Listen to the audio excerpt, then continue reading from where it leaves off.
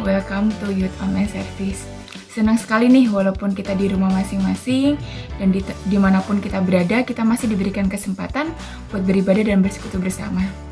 Setelah teman-teman beribadah melalui video ini, jangan lupa join di after service meeting di Zoom Sabtu jam 5 sore buat teman-teman pemuda dan setiap hari Minggu jam 10 pagi untuk teman-teman remaja. Teman-teman juga tetap bisa melakukan persembahan lewat scan QR Code di bawah ini. Atau kalian juga bisa transfer bank lewat rekening di bawah ini. Buat teman-teman remaja jangan lupa menambahkan angka 2 di setiap nominal. Dan untuk teman-teman pemuda, tambahkan angka 3 di setiap nominal. Bagi teman-teman yang rindu untuk didoakan, jangan lupa untuk isi link di bawah ini ya. Yuk teman-teman, mari sama-sama kita siapkan hati kita masing-masing untuk beribadah, menyembah Tuhan, dan kita punya sikap hati yang terus hormat, walaupun kita nggak di gereja, tapi kita boleh tetap sungguh-sungguh beribadah dan bersekutu bersama dengan Tuhan yang terus mengasihi kita. Selamat beribadah, Tuhan Yesus memberkati.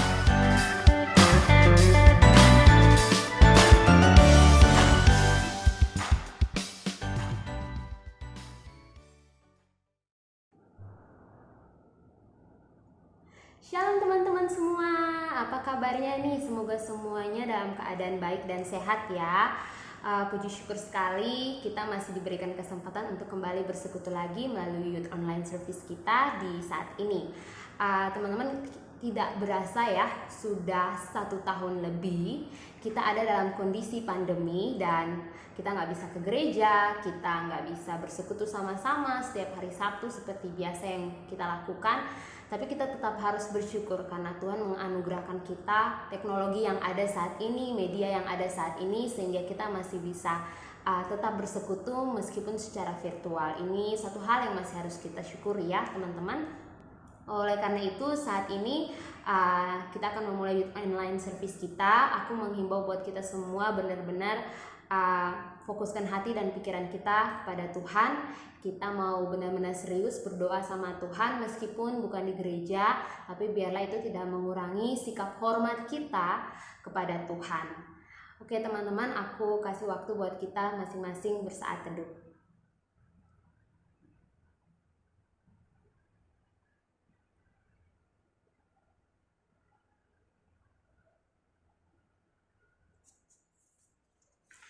Mazmur 68 ayat 36 berkata, Allah adalah dahsyat dari tempat kudusnya, Allah Israel.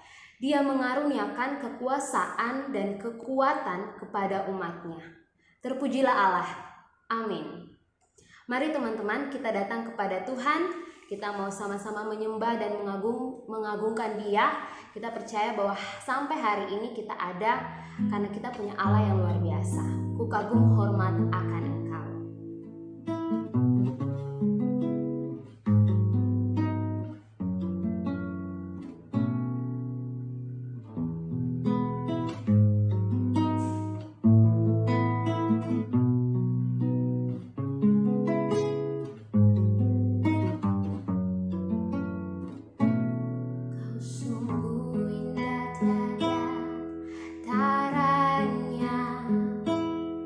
Sungguh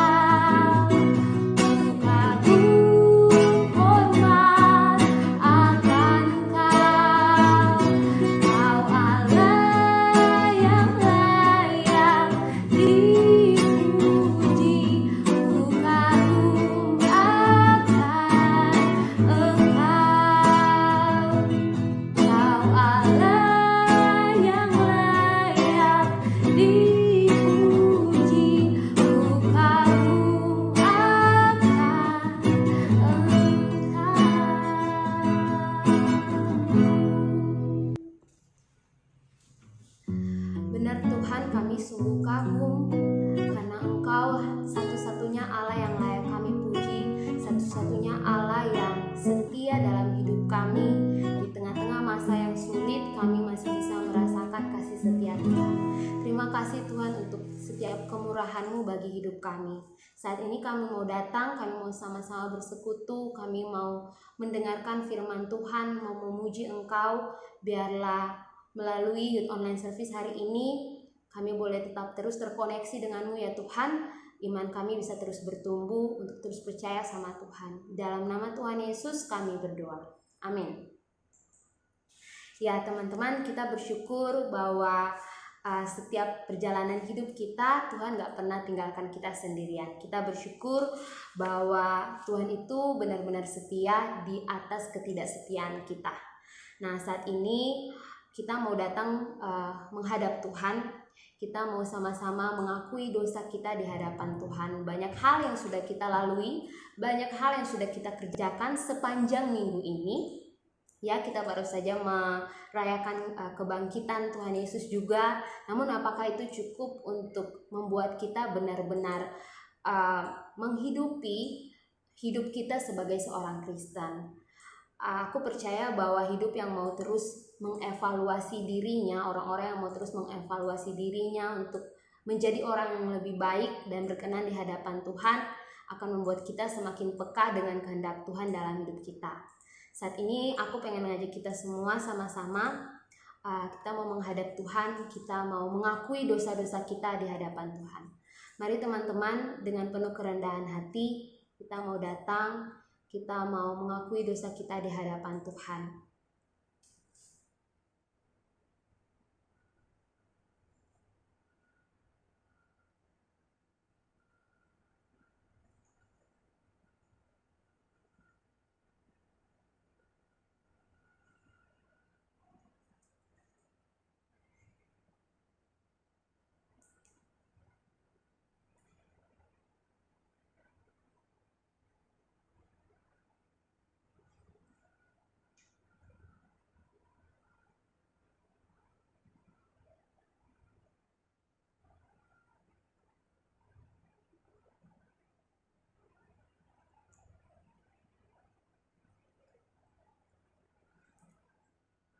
Mari teman-teman, kita mau sama-sama angkat pujian sejauh timur dari barat.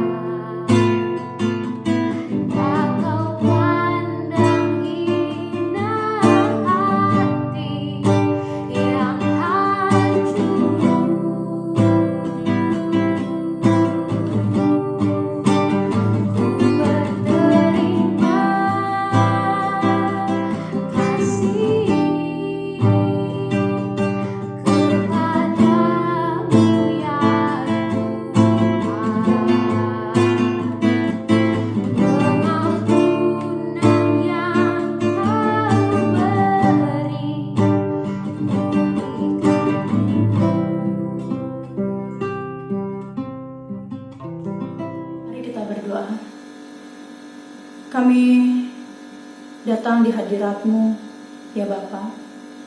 Kami adalah manusia yang berdosa. Kami memohon pengampunan yang berasal dari Engkau. Kematian-Mu di atas kayu salib adalah kasih yang sungguh kami terima, yang tidak pernah dapat diberikan oleh siapapun juga. Kau menebus, mengampuni kami, menjadikan kami anak-anak-Mu. Terima kasih untuk pengampunan yang Kau berikan. Terima kasih untuk penebusan yang Kau berikan. Nah, pada saat ini kami akan merenungkan kebenaran firman-Mu. Mari Kau tolong agar Allah Roh Kudus memberikan hikmat dan pengertian kepada setiap kami. Di dalam satu nama Tuhan kami Yesus Kristus kami telah berdoa. Amin. Teman-teman, ada seorang wanita yang pada saat itu kurang lebih usianya 24 tahun. Dia hidup dan tinggal di sebuah daerah di mana di tempat tinggalnya itu banyak orang-orang di sekelilingnya yang belum mendengarkan tentang kabar baik, termasuk juga keluarga besarnya.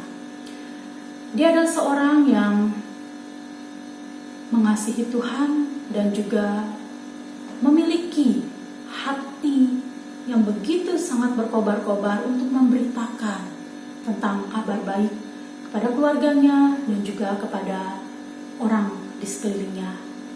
Sampai pada suatu ketika ada seseorang yang mengatakan kepadanya bahwa kalau keluarga kamu belum percaya kepada Tuhan, kenapa ngurusin orang lain yang belum percaya kepada Tuhan itu? Perkataan itu membuatnya sedih dan dia bergumul di dalam dirinya. Dia seolah-olah memikirkan apa yang dilakukannya ini menjadi batu sandungan. Karena dia memberitakan Injil, memberitakan kabar baik, ya. Tetapi sementara keluarganya belum percaya kepada Tuhan. Di dalam pergumulannya itu sampai pada suatu tahap dia mengerti bahwa dia hanyalah manusia biasa yang penuh dengan keterbatasan. Dia hanyalah alat Tuhan. Dan betapa sangat istimewa kalau Tuhan mempercayakan sebuah pelayanan, yaitu memberitakan kabar baik kepada orang-orang di sekelilingnya. Hatinya bersukacita, hatinya berkobar kembali untuk memberitakan kabar baik. Dia tahu bahwa ada bagian yang harus dia kerjakan dengan sungguh-sungguh kepada Tuhan. Hal itu harus dipertanggungjawabkan.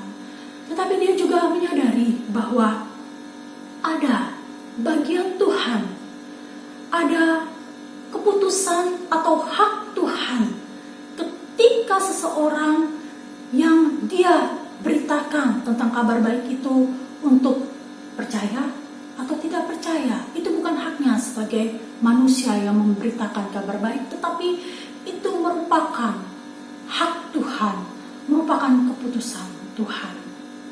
Teman-teman, di dalam memberitakan kabar baik tidaklah mudah. Ada begitu banyak tantangan yang kita hadapi. Dan untuk memberitakan kabar baik seringkali kita berpikir itu bukan tugas kita, ya.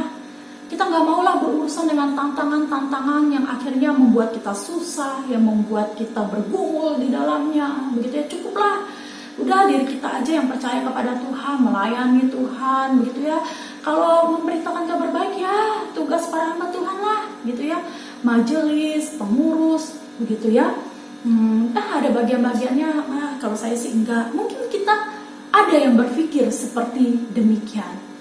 Teman-teman, tahukah teman-teman bahwa memberitakan kabar baik itu merupakan tugas kita semua. Kita yang sudah diselamatkan oleh Tuhan, kita yang sudah memperoleh anugerah dari Tuhan sebagai anak-anaknya. Ini merupakan sebuah pelayanan, merupakan tugas yang mulia yang dipercayakan kepada setiap kita. Oleh karena itu teman-teman, kita pun harus menyadari mengapa hal ini dipercayakan kepada setiap kita. Karena kita adalah gereja. Gereja itu bukan hanya berbicara, ya, ketika kita berbicara gereja, wah itu gedung, begitu ya. Tetapi gereja bukanlah gedungnya. Gereja itu adalah diri kita. diri kita adalah gereja, di mana di dalam pengertian gereja dalam bahasa aslinya adalah eklesia, yang berasal daripada kata ek yang berarti keluar dari, dan kaleo yang berarti memanggil.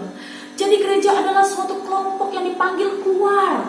Pelayanan kita tidak hanya sebatas ketika ada jadwal ya di youth online service atau di pelayanan-pelayanan yang lainnya saja, tetapi kita juga adalah orang-orang yang dipanggil keluar untuk memberitakan kabar baik itu. Teman-teman, mari saya mengajak kita untuk membuka di dalam Yohanes pasal 6 ayat 44 dan ayatnya yang ke-65. Kita akan membacanya bagian ini.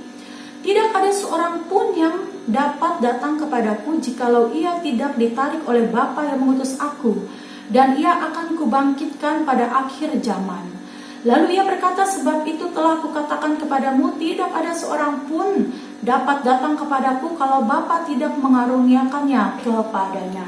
Teman-teman, di dalam ayat ke-44 dan ayat yang ke-65 menarik sekali teman-teman, karena dua kali disampaikan ada kata tidak ada seorang pun yang dapat datang kepadaku, ya.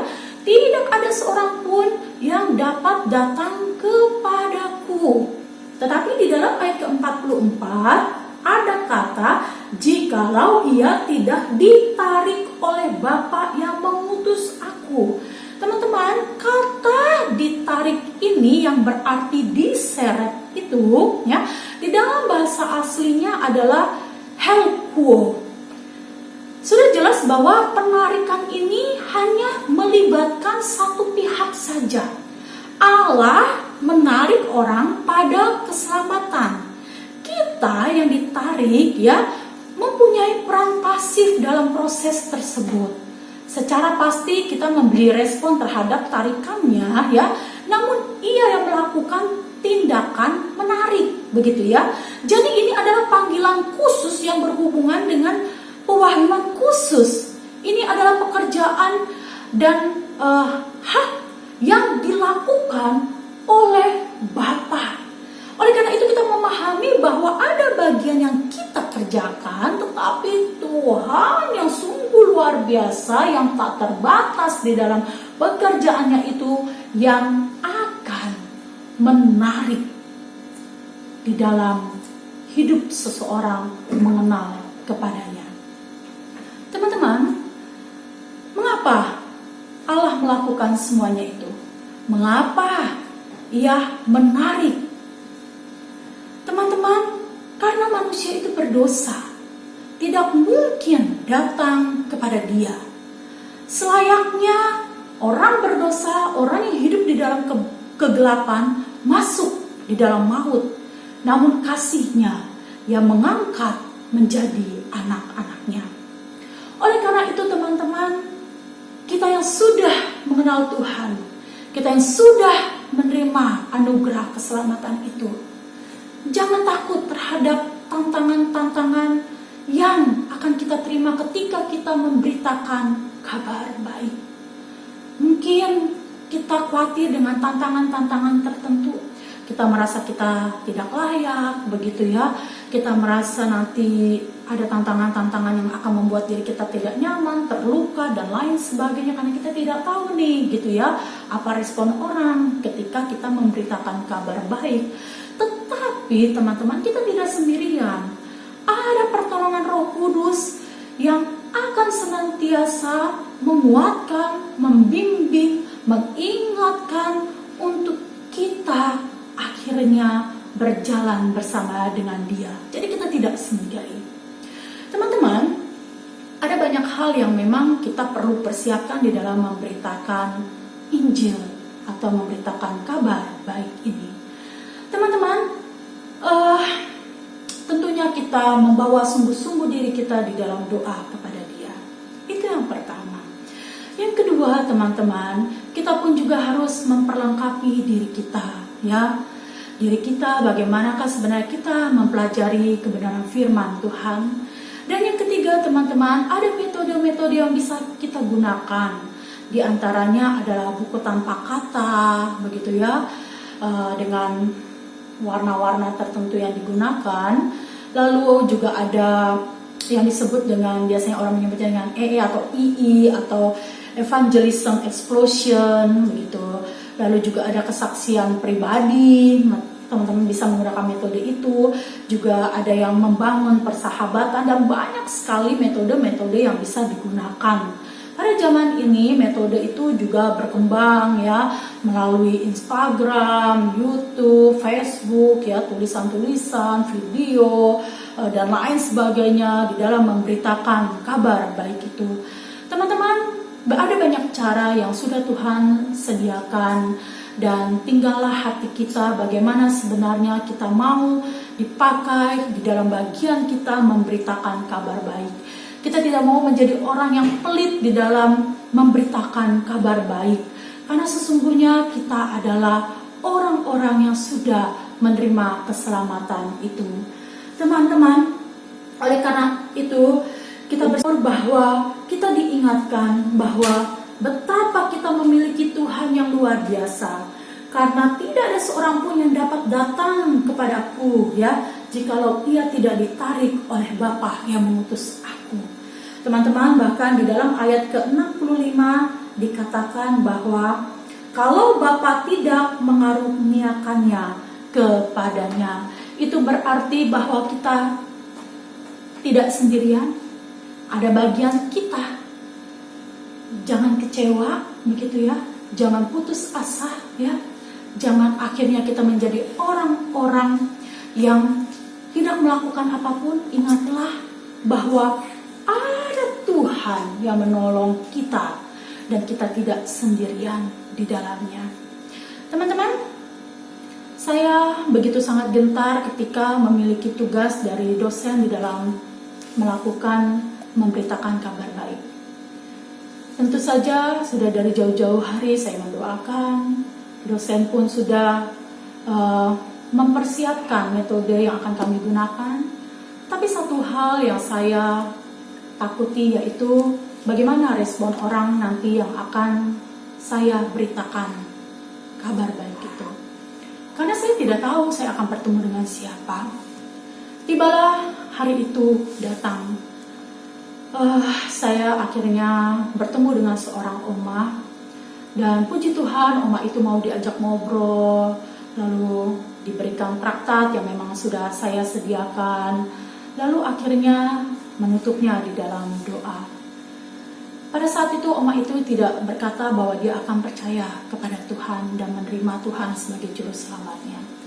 Tetapi saya yakin bahwa Tuhan yang maha kuasa itulah yang akan melakukan pekerjaan sesuai dengan kehendaknya, karena dia berkuasa atas hidup di dalam manusia yang dipilih oleh dia.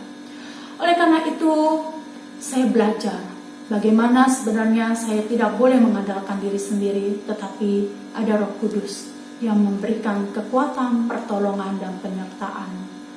Teman-teman, pada selanjutnya kita akan masuk di Zoom. Teman-teman bisa sharingkan. Yang pertama adalah kabar baik apa yang teman-teman akan sampaikan kepada orang lain, begitu ya. Yang kedua, tantangan apa yang menjadi ketakutan teman-teman dalam menyampaikan kabar baik. Tuhan Yesus memberkati. Terima kasih Lose untuk firman yang sudah boleh dibagikan.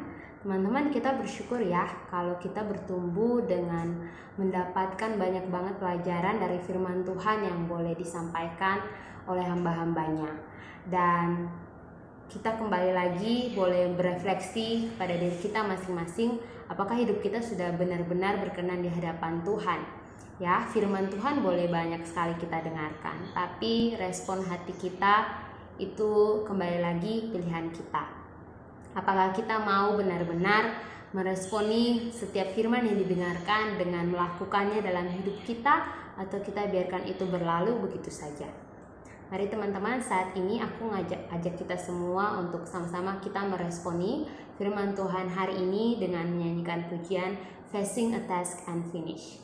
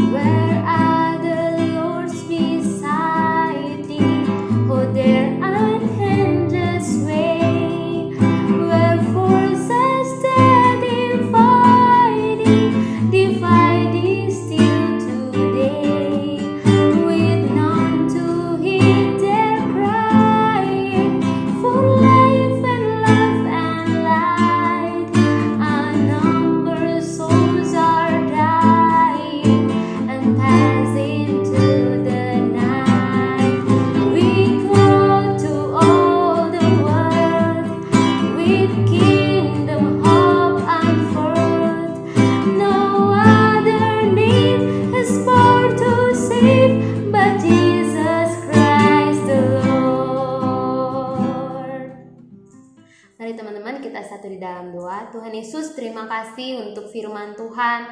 Terima kasih untuk waktu kami boleh memuji Tuhan saat ini. Kami bersyukur di tengah-tengah keterbatasan kami, Tuhan masih terus menyertai kami dengan kasih setia Tuhan yang luar biasa. Biarlah kiranya hidup kami boleh menjadi cerita kasih Tuhan bagi orang-orang di luar sana yang mungkin belum mengenal Tuhan Yesus. Dan jika sebentar nanti Tuhan kami akan lanjut di after service meeting, Tuhan juga berkati biar sharing kami satu dengan yang lain boleh membuat kita sama-sama bertumbuh, sama-sama semakin mencintai Tuhan. Di dalam nama Tuhan Yesus kami berdoa. Amin.